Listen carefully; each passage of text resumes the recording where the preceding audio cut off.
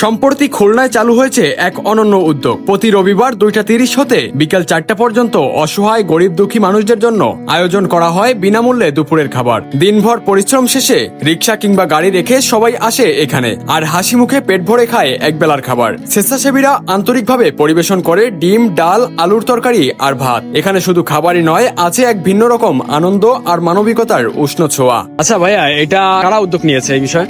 আচ্ছা, এটা আমাদের হচ্ছিল খুলনা একটি সংগঠন, ফুড ব্যাংকিং খুলনা কল্যাণ সংস্থা।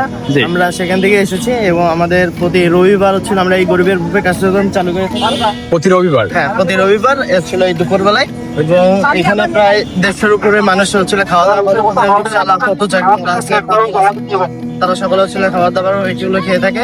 এছাড়া আমাদের রেস্টুরেন্টে খাওয়া হয় রাতের বেলা, ওটা আমরা হচ্ছিল মেমন খানা বলি, মেমন খানা যেটা খাওয়া হয় প্রায় 150-এর উপরে। এছাড়াও আমাদের অন্য টাইমেও যদি কেউ দিতে চায় যে আমরাও বুফে করবো, তখন আবার অন্য রবিবার বাদে অন্য টাইমেও আমাদের এই শিববাড়ি মোড়ে এখানে হচ্ছিল বুফে চালু হয়।